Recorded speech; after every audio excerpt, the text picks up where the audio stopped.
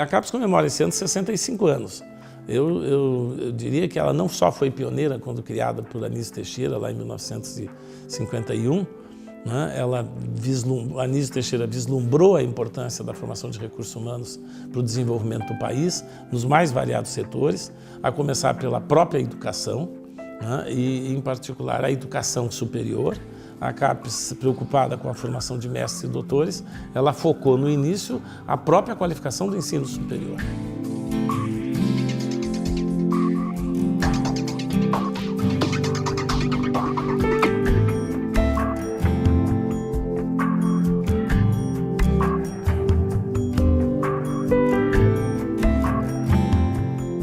Desde a sua origem, a CAPES também focava, ou tinha como preocupação, a formação para o meio não acadêmico de profissionais de alto nível, né? Hoje a CAPES mostra, digamos assim, uma história de, eu diria, enorme sucesso, sem nenhuma, digamos assim, falsa modéstia. Se nós olharmos para o sistema educacional brasileiro, o que nós fizemos de melhor nos últimos 50 anos foi a pós-graduação. Essa cresceu, essa se qualificou, ela se expandiu, ela hoje adquiriu cada vez mais expressão nacional, não é confinada na região sudeste e na região sul, ela está se espalhando fortemente pelo Brasil todo, ela estimula a qualificação do sistema de ensino superior e hoje ela já é, digamos assim, alvo de atenção do setor produtivo, né? Daí também a preocupação, quando nós falamos de inovação, nós falarmos de novo de formação para a inovação, ou seja, mestres e doutores servindo ao processo de inovação do país. É claro que a cada nova etapa de desenvolvimento da própria pós-graduação nós temos novos desafios.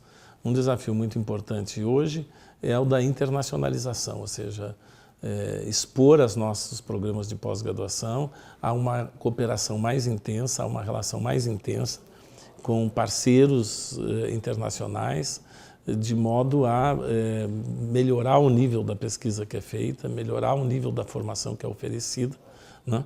E aproximar o Brasil, digamos, como um protagonista mais bem definido nas grandes redes mundiais de produção de conhecimento, né? O segundo foco da CAPES é a avaliação. A CAPES é responsável pela avaliação do Sistema Nacional de Pós-Graduação.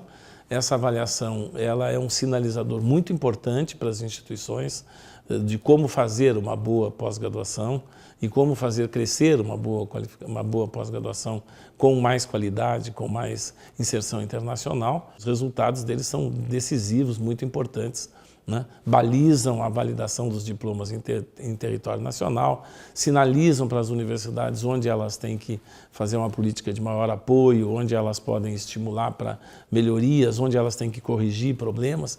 Então é um processo muito grande. E o terceiro aspecto da CAPES, que tem ganhado certa dimensão nos últimos tempos, é o envolvimento da CAPES com a melhoria do ensino básico, né? A CAPES tem alguns programas importantes que colaboram com a política nacional de formação de professores para o ensino básico. As universidades comunitárias, Caxias do Sul é um dos melhores exemplos de universidade comunitária, tem uma história muito rica, muito abundante em exemplos de como uma instituição de ensino superior pode ser parte da, digamos assim, constitutiva de um projeto regional de desenvolvimento, né? Em algum momento nós começamos a perder a percepção da importância dessas instituições, né? Elas cresceram, elas se qualificaram, veja o que aconteceu aqui na Universidade de Caxias, e se nós medirmos de novo pela pós-graduação, não é o único indicador, mas é um indicador importante, ela vem aumentando o número de cursos de mestrado e doutorado muito fortemente nos últimos tempos, né? Saiu de poucos cursos, hoje já estamos falando de 12 cursos de mestrado e 7 de doutorado, né? Isso é um crescimento importante, já coloca numa posição intermediária entre as universidades que oferecem pós-graduação. Agora, eu acho que as universidades comunitárias começaram a enfrentar uma concorrência quase desleal das universidades privadas, lucrativas ou não lucrativas, mas não comunitárias, né? Eu sou um ardoroso defensor de que a gente precisa pensar políticas, programas e estratégias que fortaleçam as universidades comunitárias.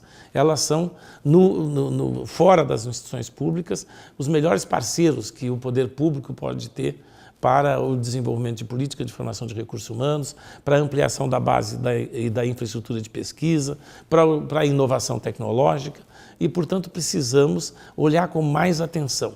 Na própria CAPES hoje, eu pretendo desencadear uma discussão muito forte sobre como nós podemos ajustar os programas de fomento da CAPES à realidade das universidades comunitárias e, a partir daí, construir novas relações que sejam mais eficazes, digamos, no sentido de ajudar o próprio projeto institucional de qualificação em cada uma dessas universidades comunitárias. Por conta do próprio sucesso, digamos, do Brasil na produção de conhecimento científico, né, e em poucos anos, em 20 anos, o Brasil saltou de uma posição quase desconhecida no concerto das nações que produzem conhecimento para o 13º lugar, né, esse próprio desenvolvimento nos alertou para um déficit muito grande no Brasil. O Brasil produz muito conhecimento científico e tecnológico, mas o Brasil inova pouco.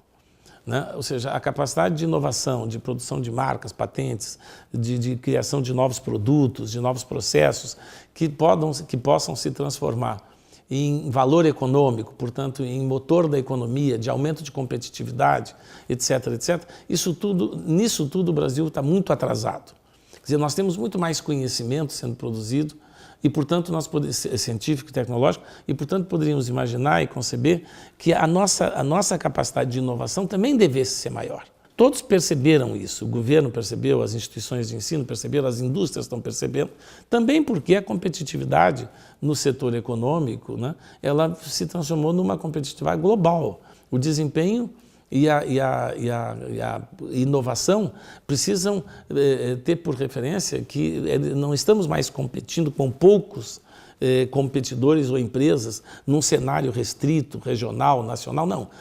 De qualquer lado pode vir um novo concorrente com um produto melhor, um processo melhor e tomar o nosso lugar. Ou seja, esse digamos assim, é uma das características da globalização. Então, hoje, quando nós falamos de inovação, nós falamos no Brasil, fundamentalmente, em como nós podemos traduzir o potencial já construído de produção de conhecimento científico e tecnológico também em potencial de construção, digamos assim, de cadeias que conduzam à inovação e, portanto, à formação de valor e aumento da competitividade da economia. O governo federal tem trabalhado muito nessa direção.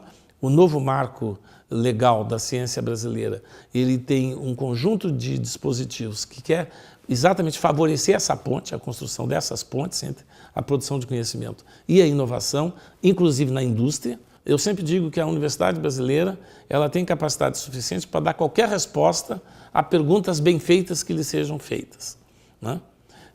Mas se não faz a pergunta, entende? Ela não tem necessariamente o dinamismo próprio para sair dos seus limites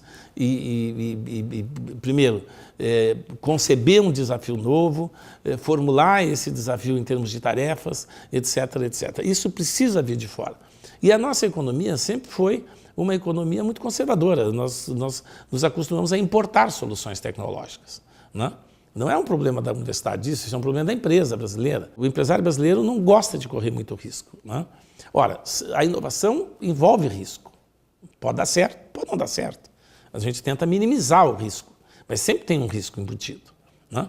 Então, isso nós temos, eu acho que também uma cultura muito acadêmica, no sentido vaga, geral. No campo da agricultura, não foi isso que aconteceu. O Brasil e o Rio Grande do Sul é um excelente exemplo nisso. O Brasil cresceu muito na agricultura, transformou-se num dos grandes produtores de alimentos. Ele soube produzir soluções em função dos problemas que eram típicos do Brasil. Isso foi, ao mesmo tempo, produção de conhecimento científico e solução tecnológica. Então, o crescimento da agroindústria no Brasil está apoiado em produção de conhecimento original e soluções tecnológicas originais no Brasil. Ou seja, nós sabemos fazer, portanto. Agora, a nossa indústria não teve esse dinamismo. Hoje o desafio é outro. Hoje o desafio é a nossa indústria, com esse viés tradicional, ela não terá condições de enfrentar a competitividade e a concorrência internacional. Então é preciso realmente abrir novas frentes, mudar o padrão de entendimento do que são desafios na área da economia né, na área da industrial, na área de serviços e assim por diante, né, e reconstruir ou construir essas pontes tão necessárias entre quem está produzindo conhecimento e quem tem um desafio tecnológico e que pode gerar uma inovação, ou um produto, seja um processo, capaz de produzir também uma solução econômica. A inovação é sempre produção de valor econômico ou de valor social, porque nós podemos ter inovação tecnológica na área social, né? Uma solução para a questão de mobilidade urbana, né? Ou seja, muitas coisas são da área social. Na área educacional, a gente pode ter tecnologias diferentes para acelerar a recuperação de estudantes com deficiência. Isso tudo faz parte, mas é para produzir um valor fora do próprio conhecimento, né? Ou um produto que vai vender mais no mercado, ou algo que resolva problemas que tem custo social importante.